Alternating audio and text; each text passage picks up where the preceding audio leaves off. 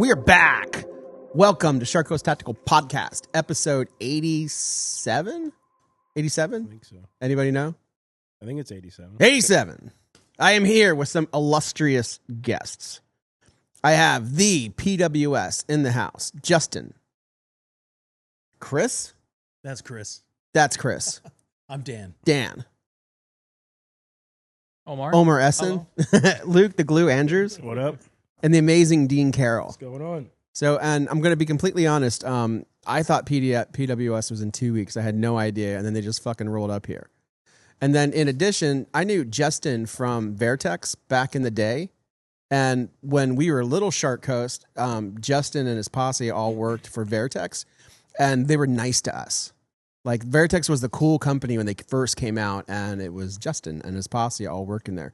And I remember at SHOT Show when we were just little grommets running around and we couldn't afford food and stuff, they gave us energy drinks, which was really cool. That was my great memory. And you, what you remember. And I have no idea who you are. What exactly do you do? I'm the marketing director for Primary Weapon Systems. Fucking nice. So he's a marketing director. And what are you guys doing here? You guys now carry our products, suppressors, complete rifles. So we're here to talk the good talk about it. Tell you guys what makes us different, what makes us who we are. So we don't have other companies coming down. That was like the most like company man. It was the most company man answer anyway. I did So rehearse that in front of the basically, mirror we for fired hours. off one of our sales reps into the Wolf's Den, and he came out successful because you guys are now carrying our stuff. So we figured he was like, "Hey, should we do this podcast?" I was like, "I mean, it seems like it's popular. Why wouldn't we do it if they want to have us?" So here we are. Oh, fucking A. All right. Yeah. But I mean, you guys came down like full force. Like you bought that dude, always forward. Well, everybody at Failed Solutions. Everybody at PWS is a shooter, but I've been buddies with Chris for I don't know, like a decade. And, Okay. And look how many rifles you brought. Yeah, we brought a boatload of rifles. We didn't know what you wanted to look at, so we brought a little bit of So everything. we brought a little, yeah. So usually if we do a demo with somebody or if a company comes down, like it's like one dude and maybe a rifle, maybe two. We have to provide the ammo. We sometimes have to provide the rifles. We got to provide the cans and shit. PWS not only came down with fucking like 10 different rifles, they came down with basically a sponsored shooter. Well, he's going to look way cooler than myself or Dan on camera shooting. So, Yeah, but we have Omar. oh, what if we get both of them? Wow. You look pretty good on camera. I think you do. I think I'm a big fan of. I'm a big fan. Gay. I'm a big fan of your content. But so, out of all, like, so there's so many questions that I want to ask about PWS and about what you guys do. Like, obviously, like it's almost like you're the nerdy version of Sons of Liberty. Yeah, maybe Sore. the piston subject. version, but out of the. Why is that a Pacific sore Northwest. subject? We can't talk about it. But we'll Okay. we don't do what they do. We do different stuff. We really concentrate on LE contracts. Obviously, we sell a ton of stuff into the civilian population. We're also really focused on like making guns that are incredibly accurate and that are suppressor optimized out of the box. Okay, Which great. You look at a lot of the industry, and I don't want to say they're behind the curve, but with the suppressor boom, there are companies that are way behind the curve. Oh yeah. How long have you been with the company? I've been with PWS a couple of years now. I think actually 2 years next month. But I was the director of marketing for Zev Technologies. Oh, all right. And their host of brands before that, and Landtac before that. So you're from that little area of Idaho? Nope, I'm from Virginia Beach. Weird. All right, but all those companies are from that little area of Idaho, right? Yeah, they're kind of the Pacific Northwest-ish. Yeah. Boise's kind of like right outside of that. Yeah. It's kind of south, but I had my heart broken in Boise one time. happens to the best of us. I did. You guys ever been there? No. Last time I was there, there's no poor people there. It is very, very bougie. Very There's no upscale. poor people there. Like, there's no, like, you know how you go to Sarasota, there's bad parts of it and stuff? None of that. No homeless people walking around. It's very, very nice. It's also not a great time to go there now. I guess there's a fire. I think it's down, southwest, but we're getting a lot of that smoke. Talking to the guys in the office, it actually permeates into the building and smells like a wildfire inside of the office. Right That's now. kind of a good smell, though. Instead of machine oil, which Yeah, is what it that's usually smells like. Yeah. Little cutting oil. So, you guys, who's friends with Evan? Any of you guys? Nobody's friends with Evan. I am. So Evan is the owner of Exigent Defense, and so he came down and did a podcast with us and brought one of your rifles. And so he's giving away one of your rifles as actually this month as a promotion, the one right there. Oh, okay. Oh, right. Yeah. So I don't know if you guys gave that to him or maybe he bought it himself, but like, so he's doing a promotion where if you buy one of his suppressors, you get a ticket in his little ticket thing, and then at the end of the month, you get to win that. So it's a pretty good deal. And we talked about PWS, and he was bringing in different rifles because we're really kind of big Sons of Liberty whores. Like, I mean, we're gun whores in general, but like Sons of Liberty, we really like. And he brought all these different rifles, and we looked at the PWS kind of in depth for the first time, and I think all of us were pretty impressed with it. And then like your rep was here like the next day. Well, I think kind of what happened is we had heard you guys mention us a couple of different times. Okay. And Evan from Exigent, I guess was like, hey, this is a great suppressor host. And I think it was like a snowball effect. It was like, well, we should probably send some guys down there and like, try and see what we can do. That though feels different than that. That looks like a 114 Mod 2. Yeah. It's a little bigger. No, it's not. It's not it's a Mod 1. No, Mod 2 without the forward assist. Okay. So that's definitely one of our Kodiak anodized uppers. No, I obviously would love to. Now, where's the gun you brought up a second ago, Omar? Is that it? Yeah. Yeah. So feel this. That's a 111 in a row. So yeah, that's a Mark 111 Mod 2. So So that one's bigger. Yeah. So this is 14.5. So we got Actually, these. I'm sorry. No, that is a 111. It's a 111. It feels a little different. Yeah. But we got It's the same. this. This came in yesterday, and I thought it was exceptional. I was feeling it, and I wanted to just start doing paperwork on it and take it because I'm on the quest for the best 5.56 rifle. Like I mean, last year I was on the quest for the best 5.56 can, and now I figured out the can, and I want to figure out the rifle. What did you figure out with the can? Oh, the MFMD is the can. Where are you at on the rifle? Like PWS aside, where were you prior to PWS? I mean, I keep trying to like the Sons of Liberty is it's a little heavy for me, and my arm was broken twice as a kid skateboarding, and so like after a couple hours it hurts. And I know, go to the gym. I mean, I try like I'm doing this shit in the morning, trying to get it with the weights, trying to get it, but it always ends up hurting my arm after a little bit, and so I'm looking for like the perfect weight, perfect length, and the perfect suppressor host. Like I thought it was probably the Vector, and I just kept fucking with the Vector, and the Vector never shoots as good as the Suns. I'm sorry, Vector, it doesn't. Like the Suns Mark 1 is the best shooting AR that I've shot yet. And I think Luke would agree, and I think Omar would agree too. I'm sorry, Omar. I don't want to talk for you. What do you think of the Mark I haven't 1? shot a PWS yet. We'll see. Remember we talked about that? I said I would really like to get you and just to beat the fuck out of it and see how like just torture test the shit out of it. Put a can on it and run the fuck out of it, and maybe turn it into full auto and just try to beat it down and see how it does. You've got a shipping container out there now. I can get on top of it and just Just throw it. You could throw it in the lake. I could throw it in the lake. You could throw it in, or better yet, you could like get a wetsuit on and then get in the lake All right, and now come we're out going- and we're shoot getting a it. little far. We're getting a little far. Let's pull it back a little bit. I can do my Tuscan Raider impression with one. Okay. I feel like that would fit pretty well. Sand person. But so like I think that the summer last year was an interesting summer for the gun industry because everybody thought the AR was dead. And AR sells, if you try to go to a distributor and sell your ARs, like the last thing they want to buy is 10 different SKUs or anything. They want to take very low quantities, and maybe if they sell, like everybody's scared of them. And then Suns drop the Mark 1 and boom, fucking you could sell 100 rifles at $3,500, which was unheard of at the time. Like you could maybe sell a couple, HK, M4, whatever. So you could, I mean, you could, but if you had, there was a time during the summer where if you had 5 Sons of Liberties, like they would go in a couple of days because that's how much the hype was. And nobody, at least I never thought that there was a market for the high-end AR. Like I thought that market, like maybe a Geisley here and there, or many Geisleys over a course of a month or a year. But then again, you could never get good Geisleys. Like, and still to this day, you can't get really good Geisleys in mass, and then they still sit. But I thought that there was, it was a different time, and now like you can convince people to buy a better AR if the AR performs. And I think there's a lot to unpack there. We hit on like 4 or 5 different things. So I think if you go back a couple of years, I'm a big unpacker. I'm a big packer.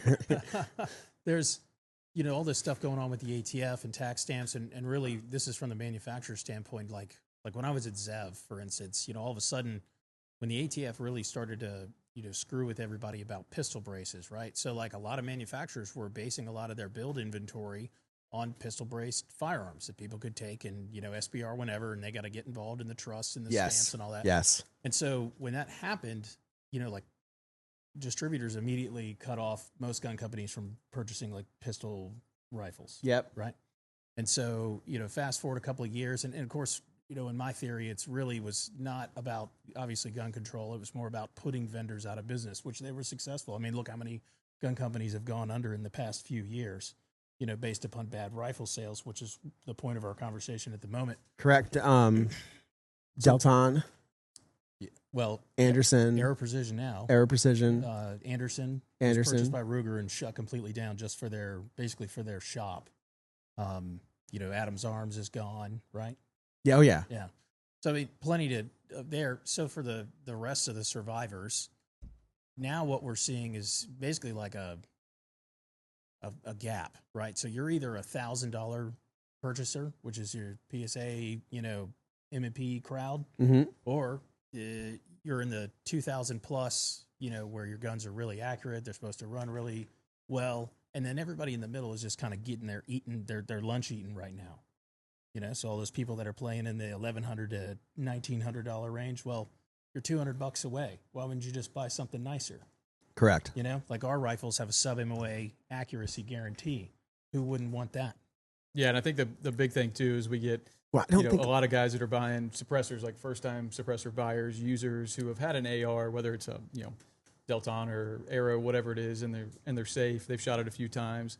They want to put their suppressor on it. They do that, and they also realize that, hey, this thing's not tuned to run this suppressor. Like I'm getting gas blowback in the face. It's not as fun as I thought it was going to be. Let me look at options that are more suppressor friendly, something that I can tune to the suppressor, to the ammo that I'm using. Yeah, because I think for a lot of guys, it ends up being analysis paralysis, where they go down the rabbit hole of Facebook groups and Reddit. And then they're completely I love Reddit. Confused about what buffer weights, do they need an adjustable aspect, all the pieces, parts to try and chase this thing when, ours will do it out of the box. The difficulty with PWS is like, so we've been doing business for 16 years and none of us here know very much about it. That was the thing when I got here. Actually, I was having a conversation with the CEO when I first got hired, and I was like, you guys are like one of the best brands that no one's ever heard of. Yeah. And it's been a road of, like Rainey's been working on, obviously, rep groups and opening up new dealers. And I've been, working on the marketing side with creators, influencers, whatever you want to call it. And, going down and doing things like this. So it's a slow burn, but it's a good burn for us because, I mean, we've got a backlog. We actually just can't make enough stuff.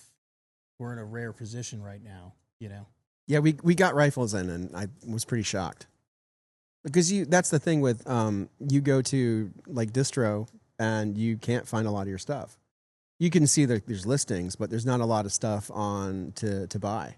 And then even when so Tom came in, is that his name, Tom? Yeah, Tom Costola. Yeah. So he came in and he's like, you should carry PWS. And I'm like, why the fuck would I do that?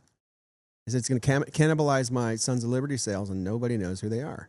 And he's like, it sells himself. It's like a cult brand. I said, Tom, I don't believe you. And I sent him packing, and he was really sad. But he was. I don't think he ever been told no like that before. But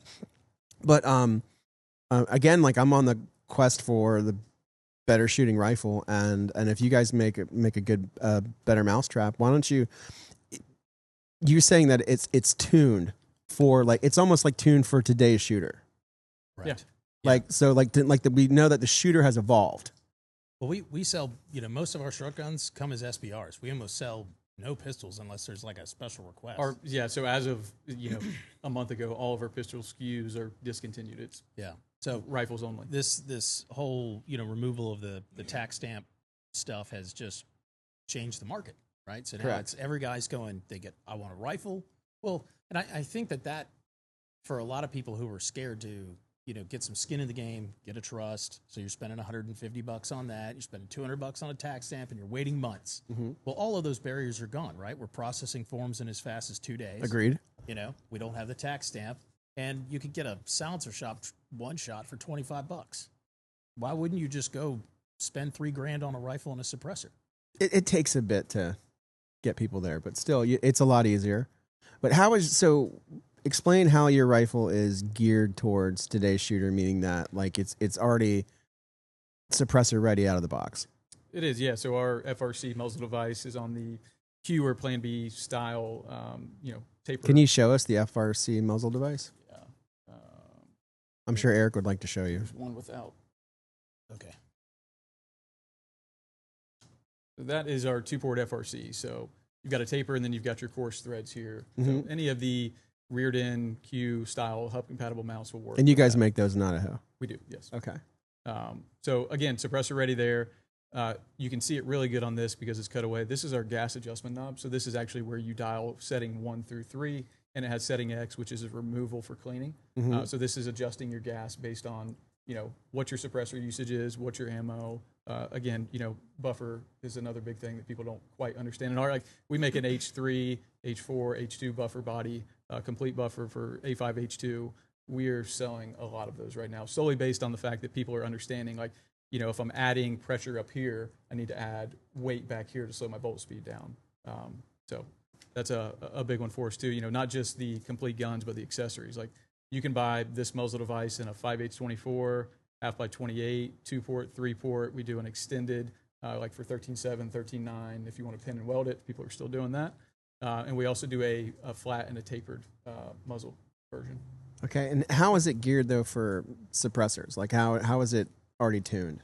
So you're actually, with the piston system itself, you're bleeding gas off at the front of the firearm. Mm-hmm. So all that gas is not coming back through a gas tube into your upper receiver into a carrier key.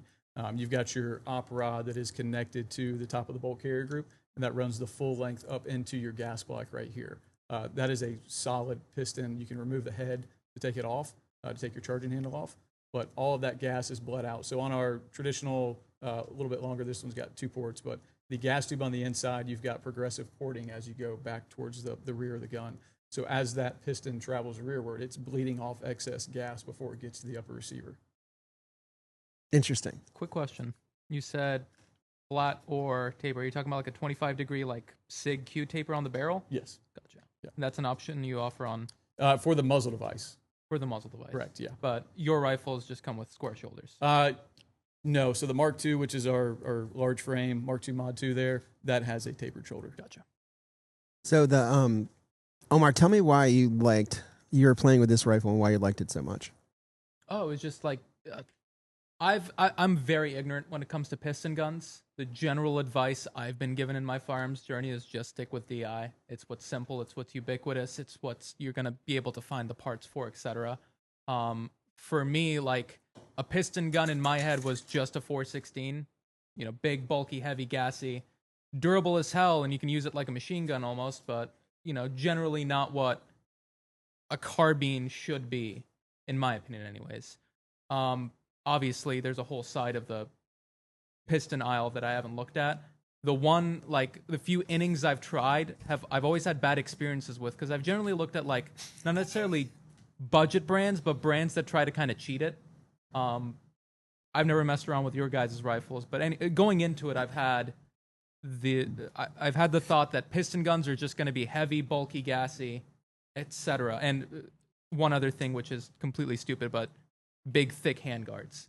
I don't like big, thick handguards. Yeah, we get that, and we get, hey, piston guns are not accurate. Yeah. Sure, if a rifle was not built as a piston rifle for the purpose of being run on a piston system, if it was a DI gun that some guy converted to piston, Like, obviously, that gun wasn't built, like, this gun was built from the ground floor up as a piston rifle. Every piece of it was built with that purpose.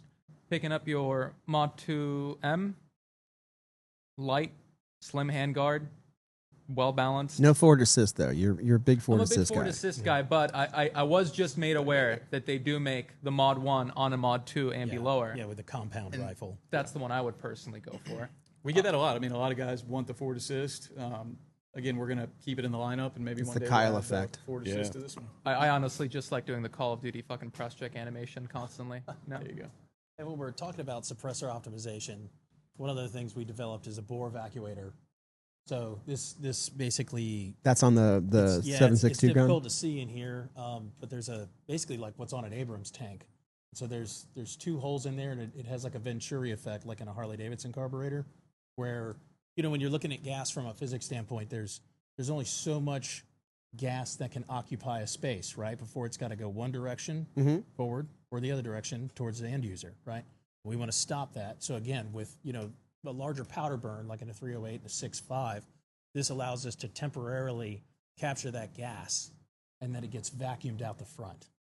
So this is when we talk about like suppressor optimization. This is the stuff that we're working towards. So, and when you fire a piston gun, one of ours, I can speak for one of ours. Is that Okay. the recoil impulse is generally softer. So you're I thought long stroke pistons not soft. No, so, like, when you're looking at a short stroke piston system. Sorry to interrupt you, man. No, you're good. No, that guy. I interrupted That guy. him. oh, it's okay. So typically you have a strike face on top of your carrier for any short stroke piston system. Your op rod is striking that, and it's returning into place. It's pushing up on the carrier. Okay. So your actual force of impact is greater. With our long stroke piston, your op rod is actually a piece of the carrier. So everything travels in unison, forward and back, forward and back. Yep. So it's a lot softer. And the gun's not overgassed, so it's not, the dwell time isn't hanging up. It's not, slamming open and slamming shut. So even, and Chris might laugh at me because I might be a little bit off here, but if we're talking, like if we're looking through a scope and we're talking how many mils, the gun is going, you're gonna suffer less of that because Okay. the recoil impulse is softer. Your gun shoots soft and it's accurate. Correct. Okay. The 7-way guarantee is crazy. Is it really softer with I would all put that this- moving? Yeah. I would put this up. Look, in fact, I don't have to put it up. There's a video of Rob Orgel, the Silencer Syndicate guy, putting this up against, one of our 111s, I believe, or a 114 up against an HK that we were just talking about. And the rifle actually outperformed the HK. He gives it to HK based upon aesthetics. He likes how the HK looks better. But the gun absolutely roasted the HK, and everybody in the comments agreed. Interesting. But all right. Softer shooting than other piston guns, or softer shooting than DI for guns? sure. Than all of them. I would say there are some DI guns that are tuned to shoot soft. I mean, obviously you do have more mass moving rearward with our gun, but again, the rifle being tuned to shoot suppressed, having adjustable gas, you have an H2 buffer right out of the box too. That's another thing that not a lot of people understand is your counterweights on your buffer system matter a lot. So it might be the rifle I'm looking for. It might be. Well, I certainly think tomorrow you'll get to. Oh, see- I don't get to go shoot. Oh, you're Not coming to range shoot? yet? No. You guys get to go shoot in my property, and I have to fucking stay here and We make the shot- donuts. What did you shoot in the back earlier? Oh, I shot Just that was game? a spear. Yeah. Go shoot this in the back. I mean, no, I'll make one tomorrow, and then I'll shoot it, Perfect. and then we'll. Can SOTs form it? Yes. Is the lower is agreeable to turn into? I think you're going to have to make a little bit of adjustment on the inside. You're talking about for third pin? Yeah. Yeah, you'll have to mill it. Okay. Yeah. We do have factory versions of that. Oh, you do? Yeah. Okay, cool. Then I'll order one.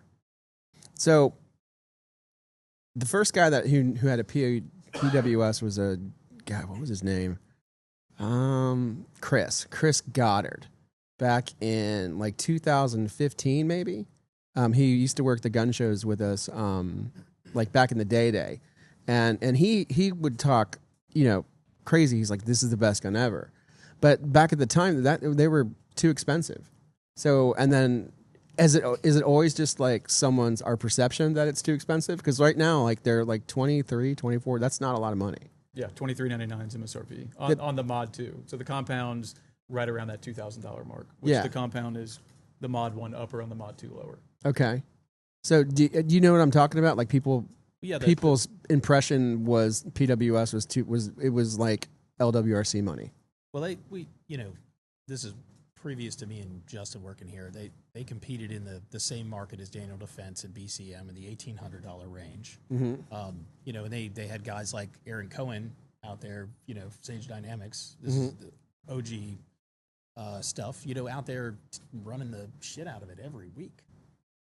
So I don't think that it was above and beyond what the market was at the time, but I think that the market now has greatly increased in both price and what is acceptable, and what if you're paying more than, let's call it $2,200 for a rifle, what should it do? Shoot soft and be accurate. Yeah, and shoot soft, be accurate, be function well with a dependable, suppressor. Reliable. be real reliable. Yeah. So speaking of that, real quickly, assuming mostly proprietary parts, bulk carrier, obviously. The one argument I get a lot for anti getting away from just a DIAR is like finding parts for it. Realistically, my thought process has always been, if you're going through 2 bolt carriers, like, whoa, you're in some deep shit. Do you guys sell like bolt carriers separately, repair kits for them, etc.? Yeah, so we do bolt head or bolt face. We also do the carrier. This is a big one. So your gas adjustment knob at the end, or the GAC as we call it, there's a setting. Yeah, there's a setting on there that says X. That is for cleaning only. I cannot tell you how many people have turned it to that when they're going through the settings trying to see which one shoots the best for their gun. And that thing, when it's on the X setting, can be removed. When you shoot, it launches it downrange. A lot of times, depending on the diameter of your can, it'll skip off the top of the can and go into Oblivion. That's the shadow just realm. like you didn't read the manual. So now it's in the manual, and I believe it's much bigger and it's in red. Yeah, and we did a marketing spoof video, like, don't shoot your GAC off. So that's one of the things that, we sell those, the op rods, basically any part that you need to work on this. We do sell other additional hand guards as well. There's a lot of guys, before the Mod 2M, the handguard was key mod. There's a lot of guys who still have those key mod guns who want to upgrade to M-Log, so that is also something that we provide. So if you're looking for, sustainability, just buy a fucking spare bolt carrier, buy a couple of the consumable parts, and you're set. You're good. And don't shoot your GAC off. Don't shoot your GAC off. So you guys obviously do a lot of promos and shit like that, and you must meet people or folks like Omar saying, "Why would I buy a non-DI gun?" What do you say to them? What's your like? Why would you buy this over a DI gun in the same class? The biggest thing there is we have a sub-MOA accuracy guarantee. There's a lot of folks who have a MOA guarantee, 1 MOA. We're capable, or our guns are capable of shooting sub-MOA. The other thing, kind of like we already talked about, it is a suppressor optimized system. We also do multiple different, like 7.62 by 39, 6 arc. We now have 308. We've got 6.5 on the way, 300 blackout, working on 338 arc. Again, reliability, suppressor optimization, and then our ambi lower, the Mod 2 lower, like that's an item that we just can't keep in stock. So we sell that obviously on the firearm, but also as a stripped lower with the proprietary parts, the ambi bolt release, mag release, and then we also sell them as a complete lower. So that's another big one. Full ambi rifle, piston driven, sub-MOA guarantee, no bullshit, lifetime warranty. Yeah, we have the vow. So if you The vow? obviously, yeah, we call it the vow. So the vow to warranty your gun. I mean, if you take it out and baseball bat it on a tree, we're gonna have to talk about it. But like generally speaking, from an end user standpoint, we're gonna cover it. So if it starts to not be accurate, if it's not functioning, we have excellent customer service. We have really people that are like really committed to shooting, talking to you on the phone. So there's a knowledge base internally on all the black magic, on how some of the piston driven stuff works, and even circling back on his question about proprietary parts. I mean, if we take a look back and we look at Big Army, look at the success of the SCAR with the military, right? That's everything in that thing is proprietary. If it shits the bed in the field, it's got to go to a field armorer, right?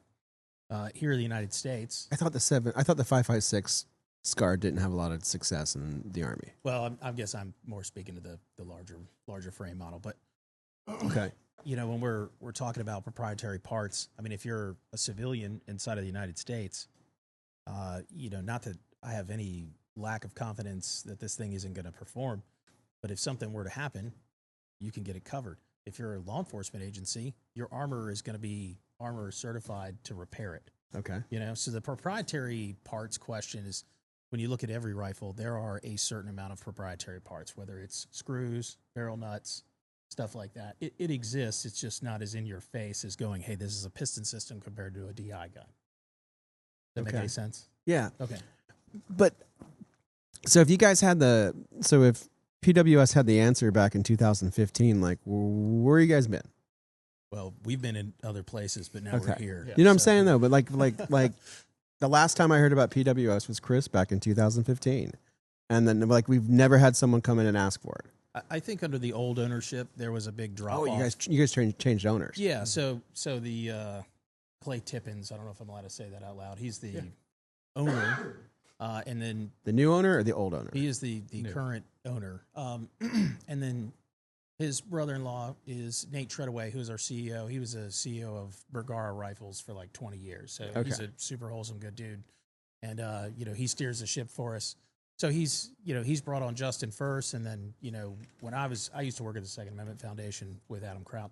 And I wanted to get back in the rifle game. So Justin was like, hey, bring Dan on, and that's just kind of, and then I was like, well, let's bring Chris on. And that's been the chain of custody of, kind of rebirthing this thing over the past couple of years.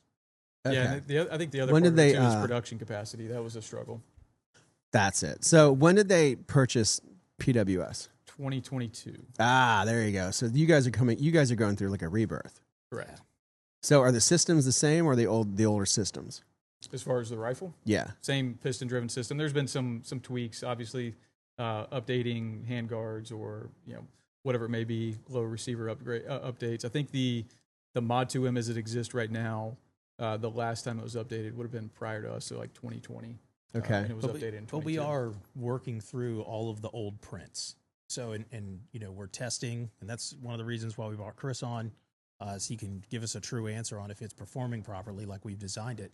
So we're, I would say in 5 years, is it going to look the same? No, it's going to look similar, but it's probably going to perform better. I mean, any gun company who is not chasing, improvement constantly is, dying on the vine. And do you guys know what was AK Concepts? Because that was the company before PWS. Do you guys know what that was? Yeah, so I think at the time they were... Ah, fuck. Sorry. Oh, man. I thought that was me. I was like, shit. So at the time they were making some small parts. We were talking about the SCAR earlier. One of the things that we made was the FSC muzzle device for the SCAR. So if you look at one of the older FN SCARs, it has a what we call the FN still on or FRC, which is what we have now. It was the FSC, so the compensated flash hider version of what we're using now. Okay. So small parts. I think they at the time, again, I wasn't there, so the way that I understand it, they were making some early long stroke piston system type rifles, and then it evolved into kind of what you see now. So were they AK people? Yeah, I think so. Dean Sylvester was the guy who started this, and I think he may have had some help with that on the design side. But Dean is, from what I understand, a big AK guy. So the philosophy behind the company, you guys definitely want to keep with the long stroke piston. Yes.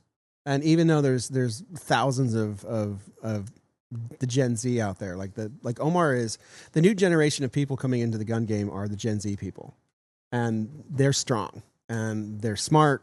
They know guns, or they know the information they get from online. They're well read. Yeah, well read, and most that they're like Omar, dedicated shooters, but they've been told not to get into pistons. How are you going to conquer that market share? What's your plan? I mean, podcast? We're literally going to prove it out. Like, okay. Yeah. We'll show up. We're going to show up with a bunch of guys in a pro shooter, and we're going to take you out, and we're going to show you it's going to do everything we told you it could do. It reminds me a lot about the whole conversation about the newer suppressor companies and how they're going to get ahead. Yes. Because the newer suppressor companies, their whole thing is like, all right, you've got these 6 silencer companies that have been around for ages that are like well known and everybody knows who they are and everybody trusts them to make good stuff. How do these new guys get ahead and actually bring themselves into the market? And the answer, in my opinion, is fucking shoot it. Hear that it sounds better than the like status quo, basically. Right. This seems like a similar situation where you just kind of have to shoot it. But harder. It is harder. Like it's harder to. It's easy to sell a can. It's easy to sell a can. It's easy to make a can. Rifles, whole different. This is going to be kind of the same question that you asked, so I do apologize. But like the way that I'm looking at it is, there's kind of two main people to target differently. There's going to be the guy that already has an AR-15, maybe not the best, something like, Palmetto State or Anderson or something along those lines. They've had an AR-15 and they're looking at their first premium AR-15, kind of going above that $2,000 price range, getting them to go for this guy versus the guy who already has a $2,000 plus AR, getting them to switch over to a piston rifle. Somebody with a Geisley, getting them to spend an equal amount, if not more money than what they've got that they like, to upgrade or side grade or however you want to phrase it. Those two things I feel like are, need to be have different answers to their questions, if that makes sense. I think some of this answer relies, honestly, with the dealer, right? And because you guys are the front line for the customer. They come in, they're going to hear your opinion, they're going to buy what you tell them to buy. Now, where our part comes in is to come in and to go, okay, counter guys, we're going to take you out to the range. We're going to show you how to do everything on this. We're going to show you how it shoots. We're going to run you through different ammunition types. We're going to educate you, a little more than probably what you're getting from our competitors, right? Where they're just selling you a lot of times a gun based on name, right? And very little support afterwards. Where if I go, okay, Sharkos is selling, 200 guns a year and they need a little extra help or they got a range day or whatever, I'm just going to send a dude down there. Right, we're just a little more committed, in my opinion, to our dealer network, and then we want you guys to know this stuff. We're hooking guys up, at great prices if they want to buy a gun from us, like a counter guy, because we want him to go, hey, dude. Because here's the deal: you can think you are just super cool, and you can yell that shit from the rooftops all you want, but until somebody you respect is saying it, you're not going to go buy that product. Yes. Although, I mean, I just beat myself with all the different. I just keep buying shit until I find exactly what I want. You're in the different position. Being the guy who runs the show, you gotta try everything out so you can talk about it. So I think too, like you ask about what makes them want to switch from a DI to this. Yeah. And there's been a lot of guys who have owned DI guns, owned piston guns, but they haven't owned a long stroke piston style rifle. It's always been short stroke. Short stroke. Yeah. So, and it's a different application. Again, like it's a softer recoil impulse. Your op rod is actually moving rearward with the bolt carrier group itself. So everything is moving in unison, is purpose built. It's not just a op rod striking the top of what would be a carrier key or a strike face on top of your carrier. So, I mean, it is the AK operating system inside of something that, has a few more bells and whistles. Like if you go to AI and type in what's the difference between short stroke and long stroke, they'll tell you that long stroke piston is more recoil. So that's completely false with your system. Yes. Yeah. Well, ChatGPT does do a lot of shooting on the weekend. So I don't see. And I think a lot of that is, it's like SEO works, and basically like how many times can you type Glock onto your website, right, is basically how you're going to show up in the rankings. And ChatGPT and Claude models, because we just built a website and had to do optimization for this, so I kind of got a little bit of an education on how it works, is, it's literally just crawling what feels like all websites all the time and just pulling together a summary, right? So if 10,000 dudes on Reddit have gone, long stroke piston hits harder, what's it going to say? And we all know that AI How is your relationship with Reddit? It's fine. I don't have a beef with Reddit at all. I mean, what is the consensus of PWS on Reddit? A lot of fanboys. A lot of fanboys. Okay, that's good. Yeah. And so we also, other than Reddit, we have our Facebook owners group. We engage with customers. Dan, myself, Adam, some of the guys at the office get on there personally and engage with customers, people who have bought our products, have questions about it, whether it's suppressors, complete guns, a build they're working on, comparison between two models. Like, the biggest one is, you talked about this earlier, Mod 1 versus Mod 2, forward assist versus not. And previously, we had a Mod 2, which is your no forward assist ambi lower, we had a compound, which is a upper with a forward assist and an ambi lower. Less and then expensive. Correct. And then we had a mod 1, which was that forward assist upper receiver, which is a plain Jane, M4 low receiver. Nothing special. We discontinued those probably 2 years ago now. And pushing forward, everything is going to be ambi. Okay. And it's not Mark 1, it's Mod 1. So we have Mark 1 is the designation for like your low receiver. So an AR-15 would be a Mark 1. Why does everybody call them Mark 1s? I don't know, man. That's We've had this internal argument. We're like, God, nobody knows what any of this shit So means. now we have the Mark II, which is the large frame. Which is So Mod 1, so this is a Mark 111. So Mark 111 designates what the barrel length is. This is a 11.85. It is a Mod 2M. So Mod 2 meaning it has the pick lock, handguard, no forward assist on the upper receiver, and it's M-lock, which is what the M stands for. What is the benefit of like the 11.85? Like, Yeah, what the fuck versus is that 11.5? about? Well, whenever there's, Like, that's we're ballsy, going right? to develop some 12.5 and stuff. We got to pay attention to what trends are also. And trends aren't just always trends for the sake of. But, for us, it's like, okay, well, you get an added velocity, right? You get more spins, added velocity, higher accuracy, right? Yep. It's kind of the middle ground between 12.5 and 11.5. Okay. Not quite 12, not quite 12.5, not quite 11.5. What do you think of that, Omar?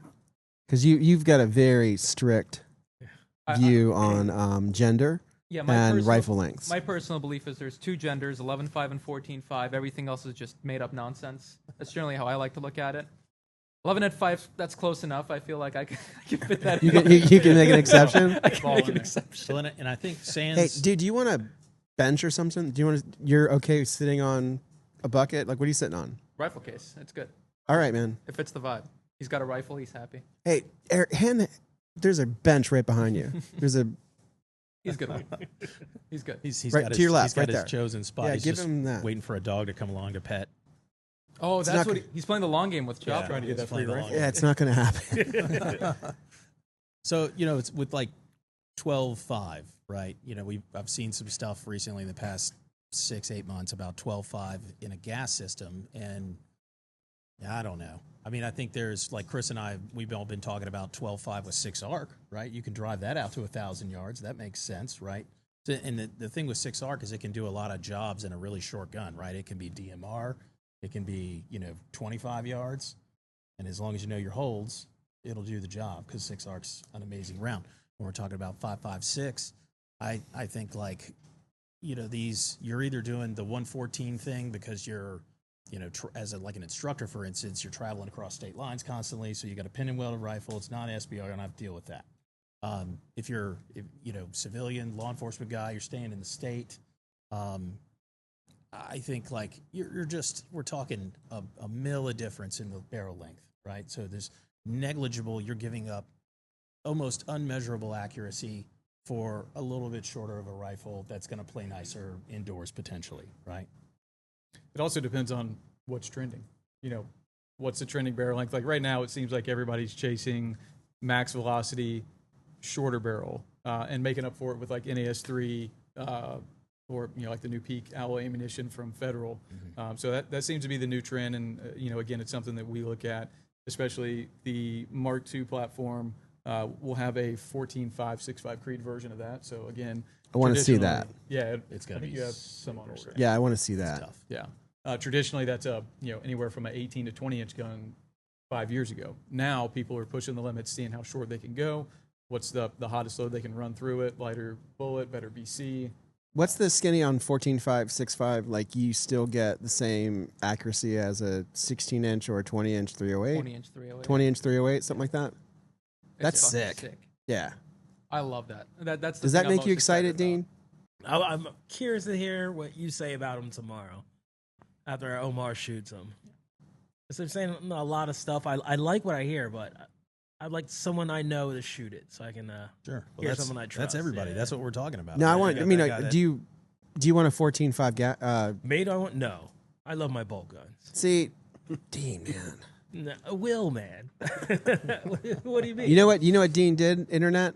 Dean waited till I wasn't at my range and fucking came to my range. Not true. That is true. Tell him what happened, Omar.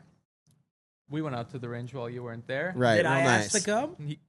We set up all of our bolt guns together to shoot at little spent shotgun shells downrange because it was fun. I sent a picture of that to Dean, and then I said, we'd really like it if you could come and tell us what the fuck to do because we don't know what we're doing. We're just shooting at shotgun shells. And then I came out and couldn't even shoot because it hurt my ribs shooting. I got 10 rounds off.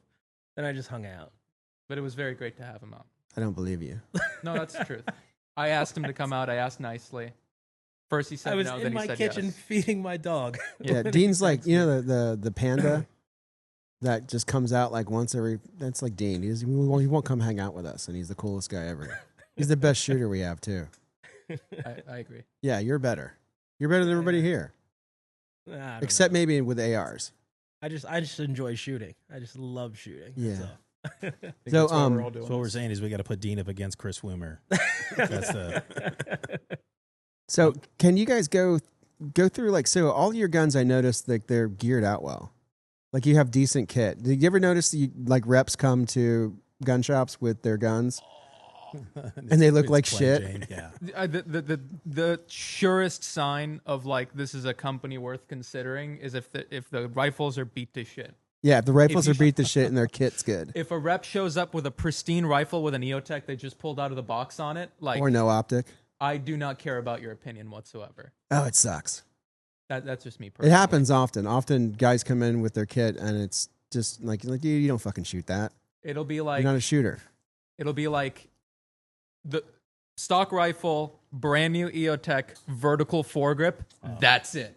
That's the rifle. Wolf. In a box with a lot of stickers on it. Oh, and they're never zeroed. When And you they're see a never clean zeroed. rifle, they are never zeroed. Ever. Ever. You guys are zeroing your guns? I'm sorry? You guys are We zeroing just your spray guns? and pray, man. Cost me a lot of money. I got that NAS 3 stuff. Yeah. So fucking cool. God damn it. Cost. I realized after finishing zeroing for it, like how much money that just cost me. It hurt me inside. Just gotta write it down on your dope card so you can back it up to the cheap man setting. Yeah. Did you buy Badlands or No, Make Ready? I got a Black Arc. Okay, yeah. I was running Badlands as regular 77 grain OTMs, and then Black Arc very graciously, after I spoke very highly about them, did send me a few of their rounds, and then I got more. And then it's So Rainey, we need you to speak graciously about them so they give us ammo. yeah. Yeah, let me whisper into the mic. No, so we're shout out to Make Ready Munitions out of Ringgold, Georgia. We've been shooting a lot of his stuff. He's doing 77 grain OTM. Recently went on a hog hunt in Oklahoma with some guys doing a thermal hunt, shooting their 69 grain. I think it's a Sierra Game King is what they're loading that. And out of my 16-inch Mark 116 Mod 2, I think I was right at 2985 feet per second. And they're hitting with some force. Yeah, it's cooking, man. And then they do a 53 grain VMAX that Chris and I chronoed, roughly a month ago at, I think it was 33.15 out of that same gun, 16-inch gun. 53 grain is interesting. Yeah, it's screaming. Wow. Yeah. So Dean, you don't big even want fans. to try a 14.5 gas gun or I 14.5? would like to try it. You I wouldn't thought want, you meant, do I want to buy one? I don't know. so if somebody sent you a 14.5 14.565, you I would would shoot it. you would kick it out of absolutely. bed? No, I would. You wouldn't absolutely gear it out run and try to get really good with it? I would absolutely shoot it. Yes, I would. Like, I think we're all bolt gun guys. Like, everybody loves a bolt gun. What's, if I can ask, what's your beef on a semi-auto gun? No, there's no beef. I started on like rifles when I first got into shooting, a lot of fun, and then I went into bolt guns because I just enjoyed the thinking of it and like the slower pace and just accurate shots, putting out less rounds and wanting to hit something. Then I went to pistols. Pistols are great. That was challenging, and then I just figured my love is in bolt guns. I just want to shoot bolt guns. But So he no, I won't shoot- have You multiple won't shoot ARs. anything else. We got to get him behind one of ours. Right? Why, Dean? Why? Because I spent so many years shooting everything. Now I know what I love. I just know what I love. Look, I think Chris is too, a big bolt gun fan. We both do a little bit of hunting. But I've, over the last probably 5 years, transitioned to doing some hunting with ARs. Obviously, I hunt mostly in the southeast, not shooting any large caliber rounds. So 6 arc for me has been kind of the go-to the last I would few like to years. try some hunting. I tried to get Mauser to take me out before he left, and he said, "Yeah, we'll go." Because he's always asking someone to come out and hunt with him. And then when I wanted to, he didn't take me out. He was supposed to come see us in Tennessee too. He didn't do that either. Ah, Yeah, Mauser. Did you go to the Chattanooga show? I did, and How my was that? my assistant, God bless her heart, booked us in the haunted hotel. which wasn't like. Did you guys know about Chattanooga and the Reed House? Yeah. Like, so the whole city of Chattanooga is haunted, and I told Sandy like they've got that steakhouse there, and I said, hey, would you please book us a reservation for the steakhouse? She's like, well, and what about the hotel? I'm like, there wasn't the show deal at the hotel. I'm like, who cares about the show deal, Sandy? Just book it. And she just didn't listen to me and booked us not a reservation, but rooms at the Reed House. And Andrew's door was going in and out. Mike's phone kept making noises. We heard shit. I didn't hear anything because I have a really good relationship with Jesus. But Mike, the heathen from the north, he heard shit all night long in the hallways. You saying like vacuum cleaners or something, something like that? No, he heard. You can't fucking believe. But so the skinny on the Reed House is that you will hear shit at 2:30 in the hallways. Like, that's the skinny. If you go look at it, go look online. Because I told the buyer of the show, I'm like, yeah, you fucking booked in a haunted hotel. And he looked it up because another person was complaining about it. And sure as shit, you will hear stuff around 2:30. Normally kids. Because of the kids that died during the cholera epidemic. You should have brought your nods and looked in the hallway. No. Or a thermal. No, but it was cool. It was really cool. Back to this thing, Mark II. I'm very excited about shorties of this guy. 14.5 Creedmoor, just like on paper, so cool. This is a pretty light, long stroke piston driven AR-10. It's only 8 pounds. Yeah, that's It's crazy. And everybody's complaining about heavy guns. I'm like, dude, this thing's huge, and it's only 8 pounds. Yeah. So I know, like, from my and again, I'm a very small niche, but like, my whole thing was SOCOM adopted the MRGG and 14.565 Creedmoor, and that seemed like all the rage. And then 6-ARC just took over. And now everybody's talking about 6-ARC, but this is still such an exciting concept to me. It's like a 14.565. That's so cool. It can do everything, kind of. Especially when you hear the, like, I don't even know if it's true. I never verified it, but the whole thing about it being basically like very similar ballistics to a 20-inch 308 out of a very small package. Chris is shaking his head yes, so I would say that Chris has the most experience behind it. That ARC or Creedmoor? Okay. Okay, maybe we should have gotten Chris a microphone. But Yeah. Well, Why isn't 6-ARC taking off more? expensive? Are you guys I not selling think a lot of it? 6-ARC's doing pretty No. good for us. Oh man, yeah, we're crushing it with 6-ARC. It's probably one of our, it's definitely in our top 3. The 114 specifically in 6-ARC. We've got one right there. We just got it in. It probably won't stay long. Yeah, and that's another caliber that we sell out as soon as we make them. We cannot make enough of them. Yeah, I think a lot of it too. 6-ARC is a lot spicier than 5.56. Mm-hmm. You've got more gas traveling through the system itself. So again, like the advantage with the long stroke piston system is bleeding all that gas out of the front of the firearm, not letting it come back into the upper receiver, into the shooter's face. And I think 6-ARC can be a little intimidating. I mean, look, like a lot of East Coast shooters that like live in the city, like Virginia Beach, there's not a 2, 3, 4, 5, 600 yard place to go. So where you're shooting at, an indoor range at 65 yards, that's not where 6-ARC lives, right? Yeah. And it's also, the other half of that is I don't want to insult anybody, but the spray and pray crowd. Mm-hmm. You guys are just at 7.5 the inch AR. Yeah, The this FRT is- people. This is expensive FRT, ammunition. Guys are like, well, I can't, it's like the same thing happens with like 300 blackout subsonic guys, right? They're like, man, if I go out and burn this up, I've shot $100, worth of ammunition in a heartbeat, right? So, it's for a guy who wants to be at least a more advanced shooter, that's where 6-ARC really shines. Yeah, I mean, it's a 1,000-yard plus capable firearm in a small frame AR. Yeah. And then, I mean, you also look at like what the Army's trying to do right now is get around really fast out of a bigger package and then keep it relatively short, around 13 inches. And then I look at this if it had a little bit less up here, and it's almost like a better way of doing it. And dude, I'm NAS 365 Creedmoor versus 277. And what- super excited for it, and it's going to also look cool because we're going to do it in the Kodiak. Yeah. And what about so your suppressor company is BDE? That's Or is it the same company? same It's company? It's yeah. a line. It's a product line. It's a product line. Yeah. So there's not a separate factory. It's not it's all in house. Oh, yep. All in the same building. Yeah, so we've got 2 printers currently printing. One is the original one is it's a SLM. That's 3D. Is it Or 3D 3D systems. Sorry, 3D systems. It's a 300 watt single laser. As of November of last year, we purchased a Nikon SLM that is a 1,000 watt 4 laser. So we quadrupled our production capacity. Has it ever caught on fire? No.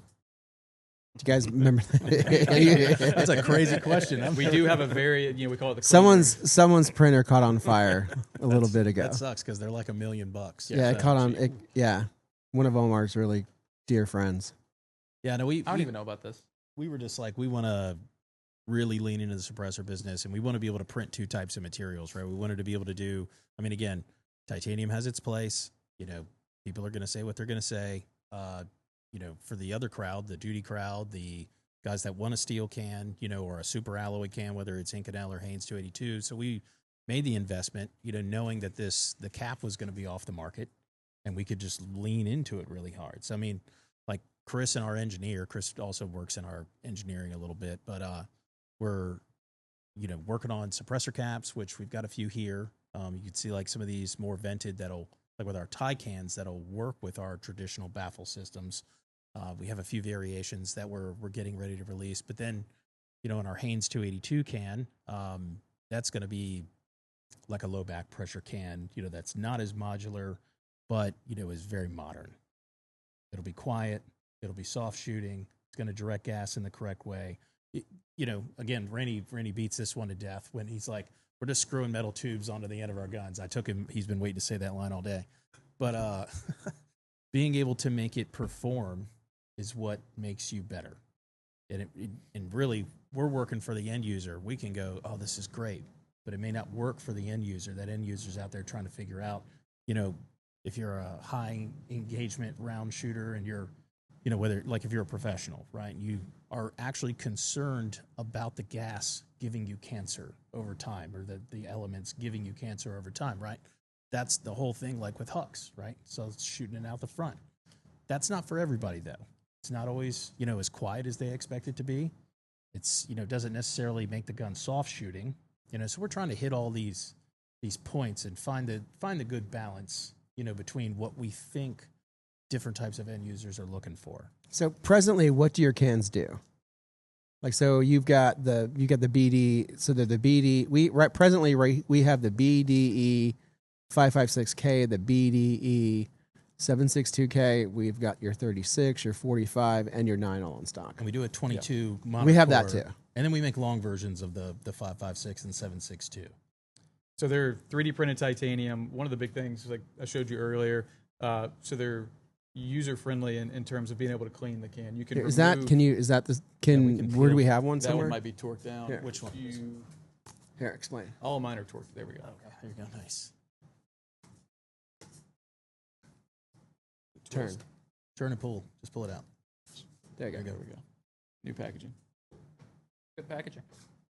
Yeah, we were like, when boxes during the tariff war became like $25 a box to have one. Yeah, we were like, okay, time to. And these are sourced. Even the packaging is sourced in America. So Yeah, so this is 556K. So this is our short configuration. Again, titanium material, 3D printed. So the end cap, and then on the longer 556, your removable baffles, those are machine turned titanium.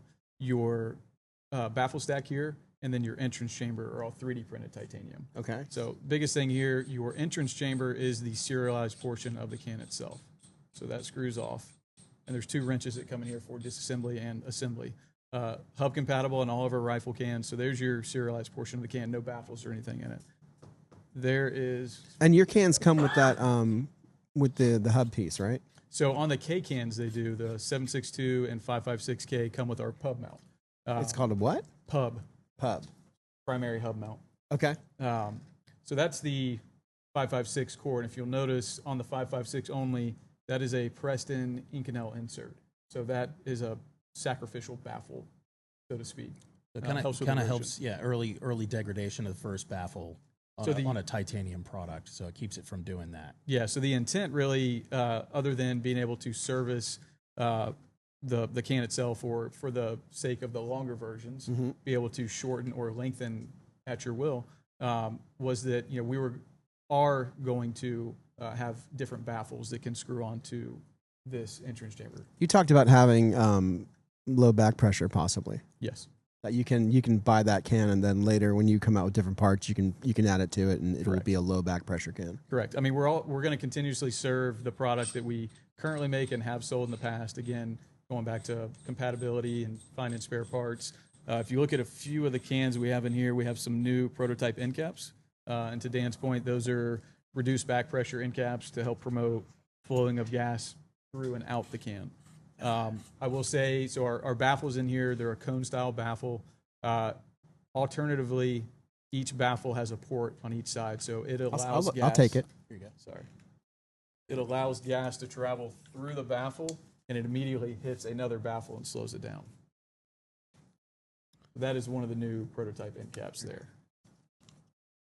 So that's same can. Ah. So again, a 3D printed end cap to achieve the geometry that we're looking for. I say, so we can take this and put it on one of those, and you'll get low back pressure. Yes. A little bit. Mm-hmm. And so we get, when we go back to like tunability, right? So between the adjustable gas system and then being able to change the length of the suppressor, you can really tune for, less gas. You can tune for less sound. It just gives you a few more options than a standalone can that's not modular. About the adjustable gas system on the rifles, I'm guessing just like tip of the bullet to adjust it, or You can, but the rifle does come with a tool. gotcha. Yeah. Store Well, that there's somewhere the- on there. And then There's the pub mount. the one problem that I've personally encountered once and then never touched adjustable gas blocks on DI guns again is just that they carbon lock. That happened here. That's a small parts thing. The not to say that if you put 5, 6, 7,000 rounds, you might have to fight the gas block a little bit. I think that's realistic. Generally speaking, though, it's not an issue. Gotcha. You should be able to, for instance, we put 3,000 rounds through a 300 blackout, like a 109 at CanCon, and then I can still, I'm sure you guys make this. Super weird. On my rifle, I have a little nano tool. Just like there's a T10 Torx on there. There's a little flathead on there. Emissary makes a little tiny, I think it's made out of Kydex or something, whatever. Small little plastic piece that fits in an M-lock slot and then holds that tool I think I've seen together. that, yeah. You guys should make one for your little adjustable gas We block usually thing so it can toss sit them on the side. in the grip. Oh, that works. Yeah, Yeah, Chris that's keeps smart. his. Yeah, in there. it's Okay, that's part smart. of the grip. Yeah. Yeah. And so what's going on with that blackout right there? This is the 107 PDW that we just released. You guys should be getting yours any day now. Sorry, I didn't mean to flag you. It's okay. So this is 107. So again, going back to Mark 1, 7-inch barrel. It's actually 7 3/4. This is a 1-in-5 twist, 300 blackout. Again, suppressor ready. Has our FRC muzzle device, long stroke piston system. It does feature the Q PDW collapsible stock and a shorter B5 grip there. So this is the shortest 300 blackout that we've made. Traditionally, it's always been a 109, and we had 107s prior. What we call the Diablo. It's probably one of the number one things we were known for back in the day. A 5.56 and a 7.5, and a 7.62 by 39 and a 7.5. So this is again the only time that we've offered a 7.5-inch 300 blackout. Okay. Presently, you don't have any 7.5-inch guns, right? Just this one. Just that one. And did that gun evolve because of all the contracts contract guns that people are making? Not necessarily. This was something that we wanted to do well over a year ago. Again, limited capacity right now, trying to service the orders that we do have, the product that we do have on the market. We just now got around to releasing them. So really came based on the fact that suppressor usage is growing. One of the funnest ones to shoot other than 22 subsonics is suppressed 300 blackout subsonics. What's MSRP of this? 27, I think. 2,700. And like the Rattler realm pricing. Yeah. Oh, it and feels that's, really nice. That's a OD Green Cerakote. We don't. How'd you get it typically so do light? Cerakote. Say that again. It's light, right? Yes. Or is it just me? No, it's pretty lightweight. That's pretty light. It's because there's no forward assist. All the weight is definitely in the forward assist. Our new employer is really into forward assists. Yeah. So does this fit what your customer base is looking for? Like Yep. from a 300 blackout standpoint. I think our customer base is people were always looking for the better mousetrap. I think that people want to buy, if everybody wants to go fast now too. From my experience behind the counter, I've always looked for a good blackout host that's small. It seems to be what people are always looking for, is just a little tiny blackout. And I've tried a lot of the different ones on the market. I still personally enjoy the little Rattler, MCX Rattler the most, which I hate because SIG. Okay. Anything that can compete with that does not have that logo on there, I'd be very happy to sell. And I think you're right. Where we've seen obviously the success of the Rattler, even though it's been through some generations, and then not that it's apples to apples, but the success of the Q Fix, right? Like in the really short barrel 300 blackout, you're like, there is definitely a purpose for this barrel length and subsonic ammunition, and again, the more advanced guy who is maybe doing a little hunting, maybe he's doing a little home defense with it. It can fill a lot of roles. From a gun shop owner's perspective, there's a big hole for that type of weapon. So, because we don't carry Q, and right now the only one that's out that you can get readily is Q, and we don't carry it. So, but there's not a choice, right? Alternative, yeah. There's not an alternative. We make our own and stuff like that, but they don't look like that, and they're not that weight, and I'm sure they're not as good as that. So, and you can you can easily sell, like the Q Honey Badger was a very easy gun to sell. You just hand it to him, like it's blackout, quiet as fuck, kills anything. And it Buy it. It does look cool. It looks cool. Great gun. That's a big thing, man. It's like from a manufacturer's perspective to the gun shop, we're going, okay, what's going to jump off the wall? Because remember, before pre-pandemic, every rifle was black. Like almost every rifle. Not our rifles. So it's like, Yeah, we're pink like, one. Justin and I are constantly like, man, what color can we anodize these things that's going to be cool, that'll fit with an LE guy or fit with a civilian, that's going to jump off the wall in the gun store. We've always painted our rifles though. We have a We're rifle rattle can company. guys, man. We put Rapco on everything. No, dude. we've Cerakoted. I've raised a family of 7, Cerakoting rifles and flipping them. Yeah, Cerakote's great. This is one of the first guns we've done in the last couple of years. It has a Cerakote finish. Obviously, it's anodized underneath, but for us, it's additional time and cost. Yeah. Is that the bootleg upper? No. So do you remember there was like a long time ago there was the bootleg upper and it looked just like this? Yeah, look, that was before my time. I think that was an OEM customer of ours at the time. Okay. Again, so we we also got it. We don't just make our your stuff. shit. We OEM for a lot of people, and, Got and it. one that's pretty well known, is the BRN 180 Okay. that we make for Brownells. So it's now on Gen 3, but previously standard 180, Gen 2, and now Gen 3. So what about the supply of that blackout right there? What do you like? Are you going to be able to fill orders? Yeah, so we shipped 100 of these Thursday and Friday of last week. We got another 100 starting, I think, in September. I've got them forecasted. Okay. So yes, and we will probably later. in Wait, so November you have shipped the- 100 in this weekend, Thursday and Friday. and you're not going to ship 100 more until September? We haven't built 100 more. Yeah. Okay, that's a problem. Yeah. So again, like the Cerakote aspect, this takes an additional probably 3 to 4 weeks to have coated. It's not something that we do in house.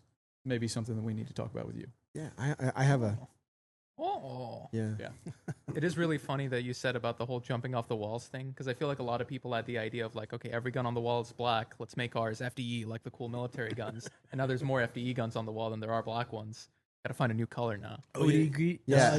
Well, like SIG even started with like gray guns. Like Yeah. that was like the first Yeah. one where I was like, oh, okay, that looks, that's a little different. We have I'm sure people that follow us are familiar with our Alpha series of rifles, which The Alpha is a 5.56, essentially a Mod 1. I think, Dan, that's a Alpha LT right in front of you there. Yep. So Mod 1 upper receiver. It does have the exposed gas adjustment knob. We typically do them in a different configuration each time. The first one was a 13.7, I believe, that was pinned to 16. That was a all OD green anodized finish. The one we did last year was a 14.5 Mod 2 that was clear ano and what we call Kodiak, which is the FDE anodizing that you see here. The next one we're doing is a 10.5 that will be green anodized. So these are typically small batch runs. We'll do anywhere between 100 to 200 of these guns. Once they're gone, they're gone. The following year, the following time that we can schedule another one, we make a different configuration each time. Yep. You think any company will ever offer like rattle can out of the box? I want to do it. I feel like that's next for the industry. Is I mean, I really want to do it. Remember, I tried to get you to figure out how to do it. Matt from Warm and Fuzzy did it with his Hobgoblin. oh yeah. Yeah. I feel like this is not the direction I want the industry to go, but I do see it a lot of like people are trying to find ways to stand out and have something new, so they just start doing like part of the rifle owning process out of the box. So you're getting a lot of these like comes with an optic zeroed out of the box, which I find really funny. That's wild. Yeah. That's a hot take. 0 to what? Exactly. Like what ammo? What law number? 0 on the to Alpha kill in the streets, like. I think it'll be really funny. It's next up is like rattle canning for my environment, so you can buy it and use it in yours. You know? Yeah. No doubt. So on the Alpha, one of the things that's different versus the other guns, typically our gas adjustment knob is recessed under the handguard, and you do have the cutout there that you can slip a tool in and adjust your gas. Right. We had a lot of end users that were running IR devices out further on the handguard as far forward as they could. Whenever they needed to clean the rifle or disassemble it, take the GAC out, they had to remove their laser in order to turn it to the X setting to remove it. So with this, it's exposed out the front. Take a tool, slide it straight out. You never have to remove your laser. You don't have to reconfirm 0. So just some subtle differences that we do on the Alpha. So I see a lot of your guns are outfitted with thermal devices on your IG page. Yes. Is it 6 arc and thermal hunting out west, or is that like a thing, or is it? No, it's not even so much 6 arc. We have a really good relationship with the guys at IRA. Matt Ferris is a good friend of mine. Hayden Partain, who's your rep down here for IRA. We do a lot of hunting. I do personally more hunting than I do target shooting. So for us, IRA has fit the. But you live in Ocala. I do, yeah. What do you hunt in National Ocala? Forest. Well, we're Pigs, well traveled. Deer, ducks, turkeys. Ocala National Forest is probably 15 minutes from my house. It's one of the largest national forests east of the Mississippi River. So you just go there and blast. Well, you have to draw a quota to hunt certain areas there. Okay. But I'm not restricted to Florida. We travel all over the place. You can ask Dan. Typically in the fall, and It drags me in into wintertime, Texas, and we stay on I'm out of state. ranches and go out, and we're out till 3 and 4 o'clock in the morning. Finding bad. So the thermal influences from your relationship with IRA. Yeah, and again, all of us are hunters. One of the big things, Anthony Amatine, who also works for IRA and Ultimate Night Vision, he's been shooting PWS for a long time. He's a really good friend. One of the things that he said with our rifles, obviously shooting off of a tripod with that softer recoil impulse, you're able to stay on target a lot easier. If you're shooting running pigs, moving pigs, that's a very tough target to hit if you're steady. If you have a lot of recoil on the rifle, each shot you're moving up or moving off of your intended target. So again, having a properly tuned rifle with soft recoil is the way to go. And then, obviously thermal's super awesome. Looking at shit at night, pigs, coyotes, you name it. Yeah, I play around with nods a lot, but I don't really do thermal. Chris learned a lesson in thermal in Georgia a couple months ago. We were coyote hunting, and him and one of our other coworkers, Daniel, who I think you met last time. The guy with pink night vision. Yeah, it's him. Yeah. He loves to paint his guns like Saved by the Bell. Yeah, he was, he came in and like, yeah, this will go great with my pink night vision. And I'm like, man, you will fit in perfectly around us. Yeah. So called this coyote into like 60 yards. I'm running thermal. Chris and Dan are running nods with IR devices. And I'm like, hey, I killed a bunch of coyotes, so I wanted to let them actually shoot. And I'm like, hey, he's in the road. He's standing 10 feet from the call. And they're like, I don't see him. And I'm looking at him plain as day through the thermal. And they're like, I don't see him. And once he got in the grass, I could still see him. They couldn't see him at all. So obviously, thermal is a cheat code for night hunting. Yeah, we'll drive around the farm, and I'll have my nods, and Rainey's always using his thermal, and I, for sure, without like a really good like surefire, like an IR scout, you don't stand a chance against a thermal, man. I mean, we would just spot. I mean, it wasn't deer season, but we would spot deer, bucks just bedded down, just sitting, just waiting. If it was deer season, they'd be cooked. Wow. You were talking about like 6 arc going along with it. Have you seen Chris's rifle? I keep looking at it longingly. That's. What Would you the mind if fuck I is all showed it to the that? camera?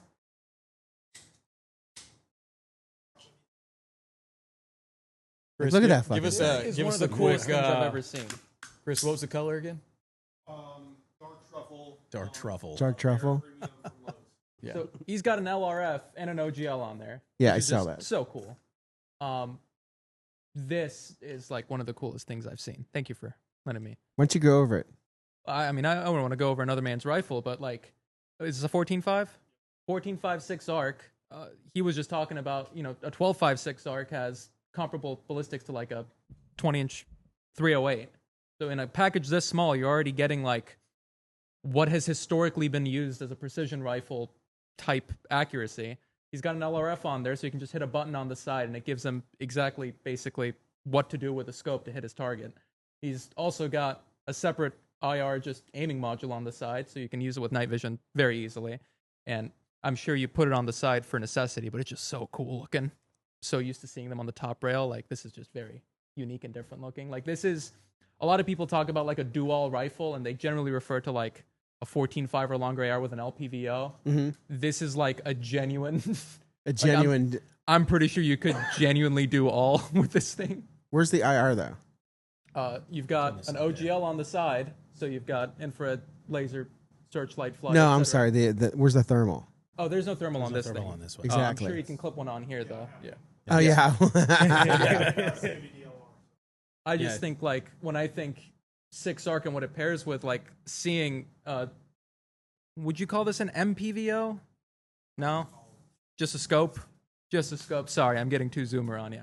He's got a scope on it with an LRF. Plus, is that the MDT bipod? Yeah, like, this is so cool. Chris, what's the max distance you've had that gun out to? I got hits at like 1350 and I don't know. Dude, out of a 14-inch gun, 1,300 plus yards. It's losing gas, right? It's going transonic Yeah. at but inside of 1,000 yards or at 1,000 yards. So it's totally a gun that'll Is that do 90 all grain? the jobs. No, I'm usually shooting like a 105 burger. Gotcha. What's the stopping power of 6 arc at distance? I'm Well, fucking. we're talking, what was your, well, we saw Reese get 2873 out of Barnes 80.5 grain. What was it again? 2550. So yeah, he was chasing 2,600 feet per second. So at 800 yards, dude, I mean, you can, if you put 77 grain OTM, like you got one guy shooting 77 grain OTM versus, a guy shooting 103s or 105s, you can hear the impact difference on the steel. It is a much harder impact. Yeah, it just hasn't been cool. it hasn't been something that people have been coming in and asking for. Well, hopefully now they will. You got one on the shelf. Yeah, it's. I guess we get them we get them occasionally, like all the Geisleys have been sold and the different sons have gone, but it's never people. It's not a. People don't come in yet and ask for them. I feel like they do. I just think we never get them in large enough quantities to where it makes like a splash that you notice. If we get a 6 arc gun on that wall, usually it's gone. Everything we've gotten so far has gone very easily. That PWS right there is the only one we've got in the building left. Not because that one, we just got that in like a day ago, and then everything else is gone. Everything else we've gotten in. It's a much smaller, more niche crowd, but I think a lot of that also has to do with, like, obviously there's the people that come in already knowing what they want, and there's the people that come in trying to figure out what they want. Mm-hmm. Nobody behind the counter really does distance shooting.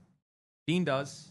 I'm trying to get into it, but I don't think most people even know that there's a 14-inch gas gun that you can hit 1,300 plus. Well, it doesn't jump off of the it doesn't jump off the wall because the size of the rifle is not any different. Yeah. right? It looks like an AR. which is part of the magic of it. I mean, when you look at a 6 ARC, it's called advanced rifle cartridge for a reason, and that's because the projectile, the casing, even though it runs in a standard AR-15, what is it, 49, 50 millimeter, or whatever, it's still, the casing is really short, and then the projectile is really long. And when we talked about projectiles and cutting crowns on barrels, right?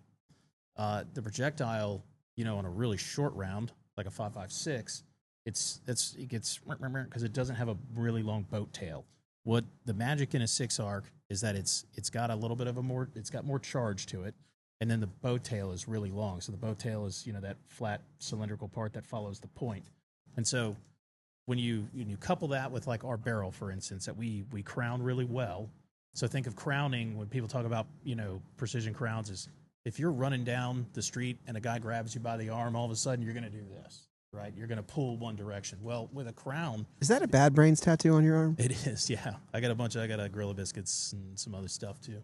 All right. Old New York hardcore guy. Okay. I was listening, Dan. But No, I mean, so with the precision cut crown, what we're talking about is that bullet is leaving evenly with even drag on all sides, right? Which is going to add to your velocity. It's going to add to your accuracy. And 6 ARC, that perfect combination of a well cut barrel. And, it's obviously a quality projectile, which I don't think there's any shitty 6 ARC projectiles out High there. BC. What's that? It's a high BC round too. Yeah. So that's what's truly unique about it as compared to like a lot of rounds that are on the market right now. I would challenge what you said, Will, about the whole people don't really come in looking for them by saying, I think if you put 10 6 ARC guns on that wall and like maybe there was a little sticker on them that said 6 ARC so it didn't just look like other ARs, I feel like those would sell themselves because the people that want them the type of person that would buy a 6 ARC is the type of person that would do the research to figure out what rifle they want before they walk into the store, I feel like. That's part A. Part B is if we educated our salesman a little bit better about the capabilities of 6 ARC, a lot of the people that are coming in right now and asking for like a 6.5 Creedmoor bolt gun or maybe a 6.5 gas gun or something like that, if they knew that the short frame AR or small frame AR existed with less than a 16-inch barrel length that you can do 1,000-yard plus hits with. yeah, like they would buy it. we're all the Florida hog hunters, like all the Florida people who kill hog at night. I don't necessarily think that fully translates. I'm sure it does, but I'm talking more about like the crowd that likes to go out to whatever the longest distance engagement, whether it's a Immokalee or Manatee gun and archery, and shoot far. A lot of those people just like shooting far, and based on what they've heard, you have to have a bolt gun to do that, and it has to be a 20-inch plus barrel, and it has to be this cartridge. Being able to tell that person, hey, it's something that looks and feels like an M4, and you can do this like similar things with, I feel like a lot of people would go for that. Well, and in practice, when we're talking about shooting at distance, it could be cost prohibitive for a lot of guys, right? Bigger gun, really expensive. Big ammo, really expensive. 6 ARC is not necessarily what I would consider to be cheap, but just above $1 a round, right? For really good stuff. So it is affordable because you're not just blazing through magazines of it. And you can accomplish that same feeling of, especially if you're a really technical distance shooter where, you're talking about like unknown distance versus like unknown target size, right? And you got to do all the math to figure that out, right? And we go, okay, if we're shooting at a dude, we know it's 24 inches from his belt line to the top of his head, the average North American male, right? So I can use my mils, to figure out how far away he is, right? And so if you're smart enough to do all that, you're smart enough to go 6 ARC can really travel this, distance, and it's in my budget, and it's going to give me the satisfaction of shooting way far out, maybe a little bit less expensive. I don't know. I prefer to shoot 6 ARC in out of one of these as opposed to like my 308 bolt gun. How's the on a barrel KRG. life on them? Yeah, I was just gonna ask. Same? Yeah. Okay. How many rounds are you up to on yours, Chris? Yeah, I mean, and I think with regular maintenance, 6 ARC does burn a little bit dirtier, but I think with regular maintenance and cleaning of the barrel and keeping the rifling, you're not going to see a spread in MOA. It's typically, we were just kind of talking about it a little while ago, and you get a gun really nasty, you'll see that spread open So up. walking out, Yeah, I mean, I would say Yeah, a lot of copper fouling after that many rounds for sure. What kind of barrels do you guys put in your guns? Ours. Ours? Yeah, Or we yours? manufacture. Yeah. Yeah, we have a barrel So- cell in house, and we manufacture everything in house. Okay. 41 V50 is the material. There you go. Okay. Yeah, button rifle. So we cut from bar stock, drill, ream rifle, chamber, Nice. all that in house. And that's how they slap that guarantee on there. Yes. Yeah. Easy. Yeah, I mean, we test other people's barrels, which, there are plenty of people who make great barrels. And we will, when we're designing a gun like the Mark II, for instance, we tested plenty of people's barrels in our gun, to be like, hey, dude, I mean, because at the end of the day, we're trying to deliver the best product. Do we want to sell it with our barrel in it? For sure. But if we need to use someone else's while we figure ours out, we would. What are your you know? thoughts on But we'd be PXT? honest about it, too. We would still come with the same guarantees and whatnot. What are your thoughts on PXT, the proof exponential twist? I don't have any experience behind it to speak about it. I don't either. I mean, I think gain twist is super cool. I think it's definitely going to change the way that people look at velocities and bolt guns, coupled with peak alloy ammunition or NAS3X style ammunition. It's going to be that next evolution in really ammunition and a rifle mating together. If you guys are making your own, maybe.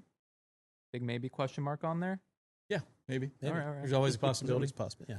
We talk about essentially a new configuration or a new product weekly, daily, hourly. Sometimes, Chris, Dan, and I, are probably going to go back to the Airbnb tonight and talk about additional new stuff that we want to do. And our engineer wants to kill us every time we talk about it. We have a new product introduction meeting that's every Thursday, and typically the first thing that John Meehan, our engineer, is going to say is, here's what we're talking about. We are only talking about these things.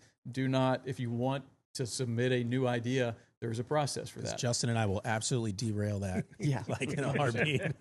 100%. But again, you look at what's on the table, that's how a lot of this stuff is born. Through trial and error, through our engineers, testing stuff, spending the time in CAD, designing, Chris designing stuff, and then going out and testing it. Obviously it's a passion for us.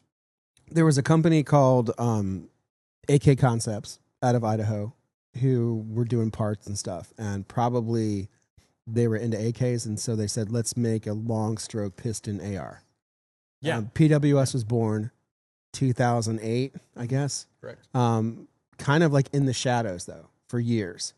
They end up selling in 2022. You come on about a year later. Correct. Right? And then you come on around the same time. Mm-hmm. And you guys have been helped growing the company since then and trying to take it to the next level, which includes marketing, development, and just grinding. Yeah. And we are at the highest, sales and revenue that this company's ever been at. Sure. Yeah. I mean, we are growing as an organization. Okay. Yeah. And your company is comprised of shooters. Yeah, sure. Like everybody's, it's. I can't think of anybody who works there that I would go, that guy doesn't shoot guns on a regular basis. I mean, even our supply chain guy is like a competitive handgun dude. Yeah, Brendan. He's IPSC or USPSA. Yeah. It's always, shocking. Like the so many people in the gun industry aren't shooters. Like I was trying to explain to a buyer the other day, like my thoughts on the Glock 43X and how it's perfect, and it's like, no, I really like my SIG, and I'm like, man, I don't know if you. Anyway, I'm like, do you shoot? No, never.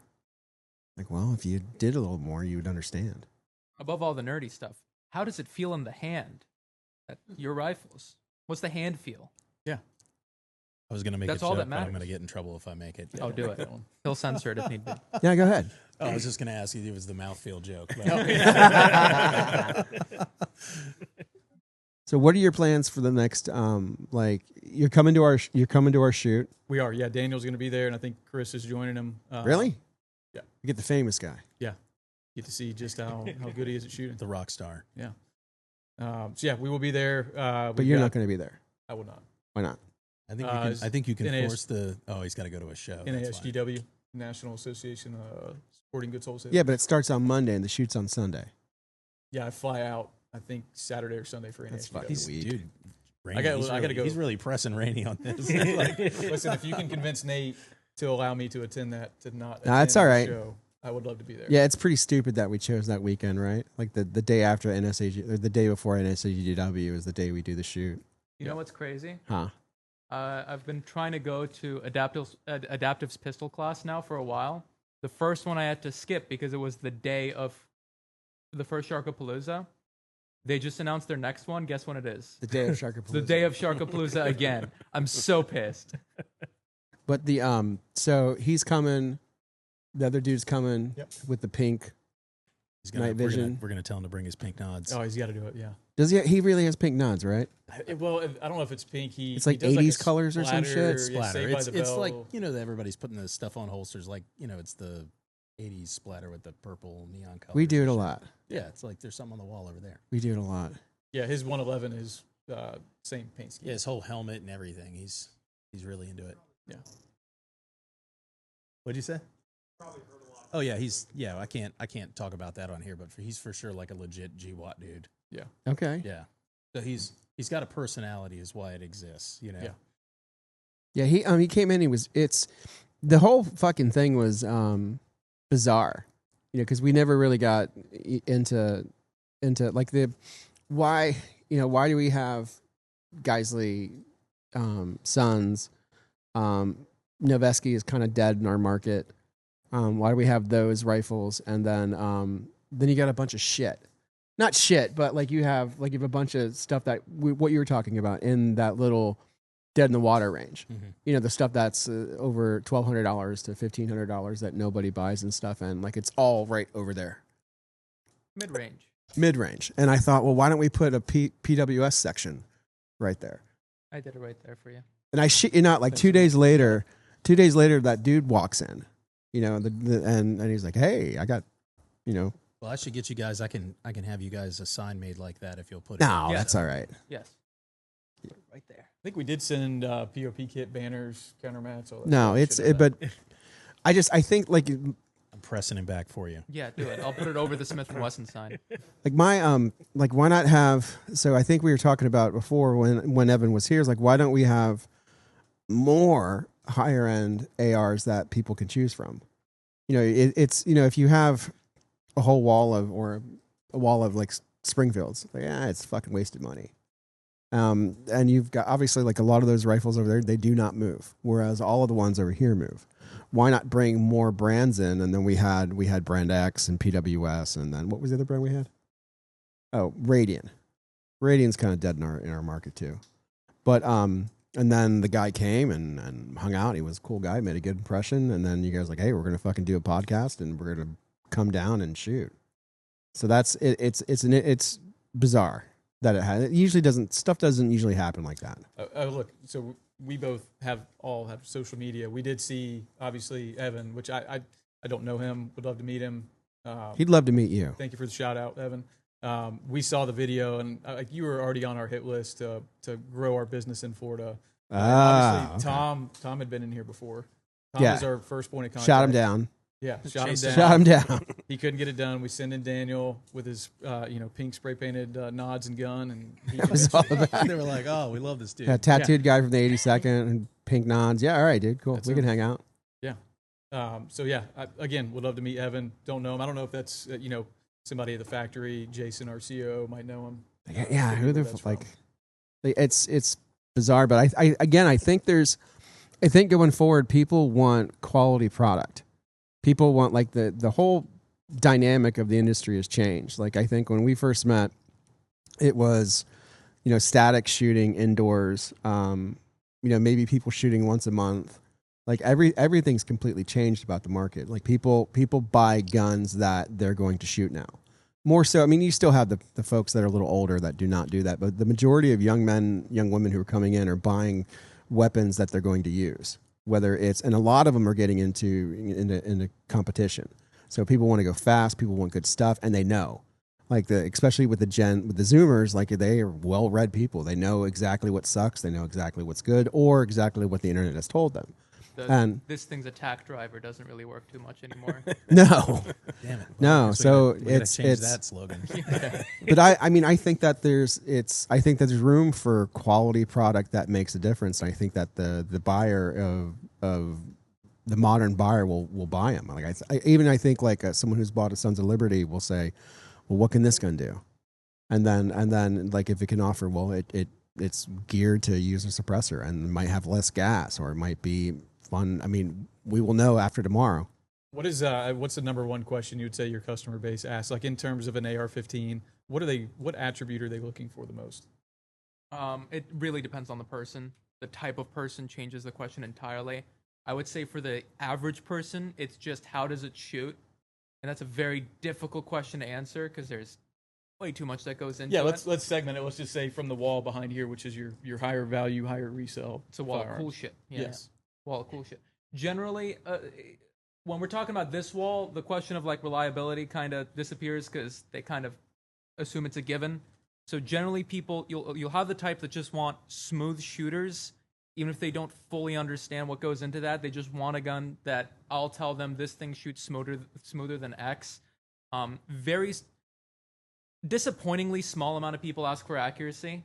I wish more people would ask about the accuracy of the gun. The sub MOA is a really, really good selling point. Like really, really good selling I point. think it's just it's people's perception is all guns are going to be accurate.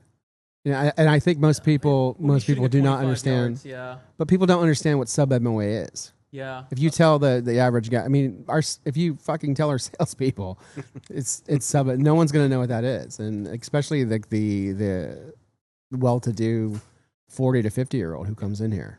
You guys have a multitude of ranges or private land, public land that people can actually shoot out to distance. We have manatee gun and archery, like 40 minutes up, where there's 1,000-yard range. That's kind of it, though. Anything else is like multiple hours drive away. And I think that does also shoot us in the foot when it comes to that, because a lot of people that are coming in here don't really have a place they can shoot super far at. Yeah. But for the people that do, they really care about it. So again, it's a give and take. The type of people that come in and ask for accuracy, they want a solid, like, good response, not a bullshit, like, again, this thing's a tech driver. Like, they want numbers, and sub-MOA is a fucking phenomenal number to give to them. But that number is very small compared to the type of person that just shoots indoors very close and just wants to know, is this thing going to have less recoil than X gun? Which usually when you're talking about DI guns, kind of difficult to answer. Like, yes and no. Like, a lot of variables that go into that. What can are you putting on it? Like, you can turn the gas down on any DI gun and it'll be a soft shooter. How reliable is it going to be, etc. Yeah. For those people, at least having like a physical thing I can point at, like, hey, this thing has an op rod instead of a tube. That'd be nice. Luke, what do you think, Luke? Well, I was going to ask some. I know it's very cliche, but a big thing for especially people that don't know everything or aren't, they ask what contracts does it have? I mean, that's the Mark I whole thing was about the SOCOM contract. So for our salesmen, what can, like, that's what a lot of people ask. So What a great question, Luke. what So what can we tell the customer? in terms of military contract, we don't currently have any. One of our big portions of our business is the LA sector. Okay. We're in. I think we did the math the other day. Almost 200 individual departments have purchased our firearms throughout. I think it's 22 states. Okay. Throughout the U.S. A real hot spot in the Southeast. We have a really good team down here that works on that for us. Actually, telling Omar earlier, Florida Department of Ag runs our Compound 111. Nice. I'm going to be telling that a lot. Yeah. People. Yeah, we just had an officer in Las Vegas put down an active shooter with a rifle. Nice. And in, even for those guys, Asheville. we have a Asheville. No, this guy's in Vegas. No, we had two. They were within a week of each other. Right, there was a second one. Yeah. So for LE guys, for instance, though, if they go out and they buy a personal, a rifle that's approved, and then they get in an OIS, we will give them a gun. We will loan them a gun until their gun is back. Nice. That is also something that comes with PWS as a law enforcement guy. So do we have military contracts? No. But I think there's a misconception about what, the size of these contracts. Right. We're talking like SIG military contract, right? We're talking like hundreds of thousands of guns. But the reality is, I mean, what was the Sons of Liberty contract? Don't know. Okay, I think it was around don't quote me, it was sub 1,000 guns. The original contract. That, but like when B&T, got their APC 9 selected, that was less than 2,000 guns. I do feel like that works in their favor sometimes, though, because it makes it feel more like exclusive. The cloud of it Yeah. works because they think this is adoption by Big Army when it's actually adoption by small units in Yeah. military. Go ahead. What are you saying? But No? so we had this conversation earlier. I don't understand. Say it. Am I wrong or am I right? Okay. We had this conversation earlier. Use case, like just because it fits the needs of Big Army or some special forces guys, doesn't mean that it fits your use case that you're going to use the rifle for. Again, like most of my rifles, I'll target shoot with them a little bit. Most of the time, I'm hunting with them, whether it's daytime, nighttime, thermal or not. But to your point, it does add to cult following. Right. That is Yeah. correct. Yeah, and it's easy to sell a gun that you say, this is what the Navy SEALs use, and a lot of people are just gonna, say, here, take my money. Buckle up. But yeah, no, it's good to know. One other thing that is a little disappointing to me personally is a lot of people do seem to pick out what gun they buy based on what really easily swappable part that comes on it. So I've seen a lot of people make their decision on which rifle to buy based on what furniture it comes with, which is mind-boggling to me. But just for those people, That's a hot take. Yeah. Yeah. For sure. Yeah. Trigger, charging handle, furniture. Seems like you guys are going Magpul, Radian for fire selector and charging handle. What's the trigger in there? It's a Schmidt. Yeah, Schmidt. But we Schmidt's go great. basic because and I don't want to say basic. It's a mil spec enhanced trigger, but the reality is, just as you said, most dudes have a trigger preference, even if it's just in their mind and they don't have any actual experience behind it, right? I bought my first Geisley trigger. I'd never pulled one before. And I was like, oh, this is a pretty good trigger. I know it's a good trigger. I went and bought one, and now I have a bunch of them. So we know that there's a personal preference with triggers. There's no reason for me to jack the price up on the gun because, when we're talking about margins, it's threefold, right? If I put $25 in, I got to charge $100 or $75 for it. I don't want to drive the price of the gun up and then to work against me potentially where they're like, oh, I don't like that trigger, Yeah. And so they don't buy the gun because you're sacrificing a $15 trigger when you change it out. Yeah, Schmidt is that's really a great good. question too. We get that asked a lot. Like, why don't you include a match trigger? My initial response is, okay, which one? Yeah. And you get a different answer every time. So Any plans of bringing in a PCC? not right now. Okay. We've talked about it. I think that's kind of a flooded market, and until we see a way to make it different, there's not a need for us to pursue it. There's a big void. Dude. There's not enough. I'd say let's reframe it a little bit. So I think the market for $1,000 PCCs is fairly saturated. You got Correct. Strybog, Scorpion, the B&T, Kuna. a couple of different. Yeah, the Kuna's a huge one, right? And I'm like, okay, until some of this stuff dies out, and until we were to, if we put our brains to it, to come up with something, that's going to stand out a little bit. Really, with what we do with the piston, it's a blowback cartridge, right? We're not gonna be able to put a piston on it. It's not really who we are. So That said, we did make one. This is A long prior to time you ago, and I. yeah. I don't even remember what it was called, but took Glock mags. They're out there in the wild. And 7.62 by 39. Ever any more thoughts on bringing that back? It's still in make production it. still. Yeah, Yeah. we still make it. Not in a complete rifle. We do it in an upper receiver. So Mark 111 and a Mark 116. Okay. The only downside recently is obviously the cost of Ammo. ammunition Yeah. has been a huge deal breaker. So that's slowed a little bit. But back to the thermal hog hunting, a lot of the guys in Texas with Ultimate Night Vision and iRay run those by 39 uppers that we make. and it crushes. Oh yeah, Oh, dude. Oh yeah. Kills anything. yeah, a lot of kinetic Yeah, energy. big holes, man. One question I have, just because you guys are shooters, not about the company. Mod lights with axons on everything. Yeah, I Personal noticed preference that. thing? But Chris is a mod light guy, and most of these rifles are his. Gotcha. He's got Oh, a pretty they're tight his relationship with the guys over there, and he's says nothing but good things, and he's got. Yeah, we all have individual relationships with different companies. I don't have a relationship with those dudes, but I do own some of the product, and it is good product. I know a lot of people, like outside of just the gun company, just a lot of people are looking for what a real shooter uses and why. So like the fact that all the rifles are set up pretty similarly, really nice.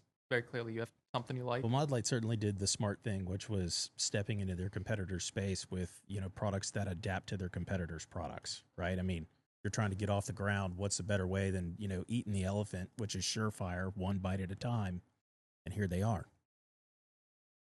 Cool. That's my analysis of flashlights on guns. Is this the first year you're going to NSAGW? No. So as far as I know, we've always been. I've been the last 2 years, 3 years now, and I've been with some other companies. But this I don't remember you there. With PWS. for the last 2 years. We stopped going When's the last time you went? 3 years ago. Okay, I would have been with Zeb at the time. Yeah. Yeah. Oh, so you know him from Zev. Yeah. Ah. We were doing prison time at Zev before we got here. I actually know him from Vertex. We both worked at Vertex. we worked at together. Vertex together too. The Zev, I think the Zev production manager came to our booth at Chattanooga, and I think I fucking tore his ass. I didn't mean to, but I mean I wasn't like as nice as I probably should have been. He asked me. He said, do you? He's like, how you doing, man? And I'm like, where are my fucking guns? I ordered like. How long ago was that? How long ago did I ask him? No, how long ago did that conversation? I'm just trying to. 3 days ago. Oh, okay. Well, I don't know that guy. A week ago.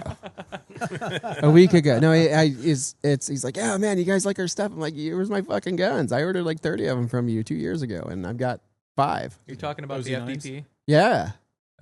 Oh yeah, that gun's been in development for the better Oh, part of dude, 10, yeah. 15 years. So. Yeah, we both, 2007 Magpul, man. we both Yeah. worked on that gun. Yeah. And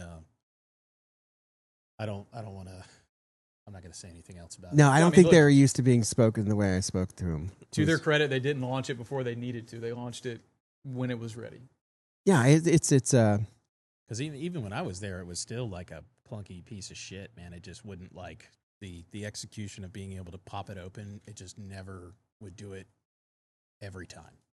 But I guess they got the kinks worked out. why'd you guys leave Zev? When Well, it got acquired, it just happened in the wasn't- acquisition. Yeah. That no fault of anybody's. He actually left after I did because I brought him on a little later, and he just met Nate and Actually met Nate at NASGW. And I got to be honest, when a company is having money problems, things become toxic, and nobody's happy who wants to work in that environment. And it's what Zev needed. They needed to get acquired, and they needed a fresh start, and we needed a fresh start, and so PWS is just like full of like good people. We literally hire people. I mean, of course, skill set, but also they got to fit the vibe. If they're like a fucking jerk, Yes. not interested. I don't care how cool you are, or, whatever. If you're a dickhead, man, or you're gonna like, we're all in the car that's driving down the same road. If you're trying to go a different direction, you're not for us, man. So I think that makes us a pretty tight unit of guys. We all get along. Everything's kosher. Our CEO is just a super nice dude. He's not screwing people over and being a jerk and stuff like that. He's got to keep Rainey in line. Rainey gets out of line. What about calling people fuckface? Nope, none of that going on. Shit. Yeah, you're never going to hear our guy say that. The worst you get is this thing called we call the wizard finger. No. I was told I not going shouldn't say there. fuckface, that it's offensive. Today, by the compliance guy. Did you call the compliance guy that? No, I called somebody who quit yesterday. Oh. Fuckface. He I mean, was it? quit. I guess the other question, the follow-up question is, Was he being a fuckface? was Oh it yeah. true? What's the validity in this? Well, I mean, I talked to the individual like real nicely at least 10 times. Sat him down and said, "Hey, you can't do this, man. You can't do this. You're saying things that aren't true. You know they're not true. You're pissing off all the salesmen and you're pissing off the managers. You can't do that, man. You can't bullshit people here. This is not a pawn shop. And This I was is going to say, I mean, Shark Coast. This is probably like the only thing inventory-wise that I've seen is a place in Virginia Beach called Freedom, who own 2 massive gun shops, and they got $5 million of inventory on both floors. Yeah. And so, like, I would imagine this is probably takes somebody with some level of organization and skill to keep track of all the books here. For all. Yeah, I've got a couple. Well, Luke does it, I do. but he Someday. always gets out of it. What do you mean I get out of it? Oh, you're always filming or doing it over there. Dude, apparently he's getting lorded. Still don't know what that It's classified. what he's That- doing. To my credit, I spoke to that kid really nicely many times, and then like towards the end of me getting frustrated, I said, "Hey, fuckface." But I apparently I call people fuckface a lot. I guess I'm kind of toxic. Well, he's probably going to talk to the guy in charge about it. So. Yeah, isn't it with love? Did I say? Isn't when I say fuckface, it's with a little bit of love? Love? Yeah. No. He meant every word, both of them. God, I felt absolute like Chris was just. You said fuckface to him. Do you remember that? That was way offensive, and it hurt my feelings. You just got to use the excuse that you blacked out. It's okay. It happens to the best of us. Yeah, I quit drinking Tell him 22 that's the years old you. ago. Huh? Just tell him that's the old you. You won't do it again. No, I'll probably do it again. I generally will, like, if you do your job, I'm a pretty cool person to work around. But, like, if you start fucking up, Omar, will you at least defend me or no? No. I like that. That was a hard no comment. Just a smile and a wave. All right. That's Yeah, not, yeah. you can definitely say He's like, the podcast will continue until morale improves. All right. Well, I mean, I don't give a shit. Fuck off. Guy pissed me off. Fuck face. Fuck face. There it is. I do. I cuss a lot, and I think now I'm gonna like any people I interview. I'm just gonna be look. Are you offended by words like fuck, shit, ass? Dude, Rainey has a terrible cursing problem, and every time we're at HQ, Nate's constantly like, "Bro, can you stop?" Oh God, And I'm that's like- not me. I'm like, "Dude, Rainey, we talked about this morning." I remember when I started You got here. to stop projecting. It's actually the opposite. But Yeah, it's the complete opposite. When I started here, I didn't curse because my old job, I like was on the phones and couldn't swear. And I remember Chris, the compliance guy that we're talking about, was like, "Why don't you swear at all? You need to start swearing more." So I just, had to start throwing a gotta fuck. hit him with the old "my brother in Christ." I don't do those things. Yeah, he's a little bit of one of those. Well, I mean, I really appreciate that you came here, and I appreciate that you sent your rep down and made the effort to do business with us. And I've been to NSAGW. And I know how much of a fucking pain in the ass it is to go to. So for you to say, okay, you allocated people. Like, so you're not taking one of your reps to go. So you allocated people to come to our event. So our customers will get the chance to shoot your suppressors and shoot your guns and become better acquainted with them. Dude, it means a lot. It's cool. Like and it'll be profitable. Yeah, And thanks for inviting us. We're stoked to do it, man. Yeah. I mean, I think this has been a cool experience for us. We weren't sure what to expect. I don't think guys are a little wild. Yeah. It's a fucking circus. They're pretty tame. But I don't smile a whole lot. You probably got that. The bouncer. Yeah, you look like a bouncer. Yeah, it's not just you. So when you came in, so I know him, and I forget I saw him, and I'm like, oh, I know this guy somehow, and it's like I'm the poor fat kid. Like it was the nice man who gave me Red Bulls at SHOT Show. So like I remember it, and then I see this, and I'm like, who the fuck is that guy over there? And then I'm like, this guy looks like a fucking skinhead. He's gonna beat me up or something. Shit, I'm terrified. Hell yeah. And then it's I'm literally the nicest guy in the industry. we shall see. No, No. actually, what you said to me when I walked in here, what are you doing here? Yeah, Dude, I mean, what I are you, was like- dude, what are you doing here? I was like, we're not doing this What, you're the- podcast. I was like, I'm gonna change my flight to tonight and go back home. Like, what, you're the PWS guy? I had no fucking idea. But again, the industry's small. Dude, it's super small. It's still small. Oh yeah. And everybody knows everybody. It's an interesting thing. Well, we want to thank you guys for coming and hanging out. And hopefully the shooting will go well tomorrow. And can't wait to get you guys out to the machine gun shoot. It's going to be rad. Yeah, thanks for having And us. I can't wait to acquire one of these rifles. I'm going to take one. I'm going to take one and put the MFMD on it. I'm going to gear it out. I'm going to shoot the fuck out of it this weekend. Love Hell it. yeah. Yeah. All right. So thank you guys for watching the podcast. If you get the chance, share it. It really helps us a lot. And if you ever are in Sarasota, Florida, we do this podcast purely to increase our traffic here. Of course, on our website too. But come in, hang out. Tell me that you saw the podcast. I'll give you a hat, shirts. I have different merchandise I can use for bribery.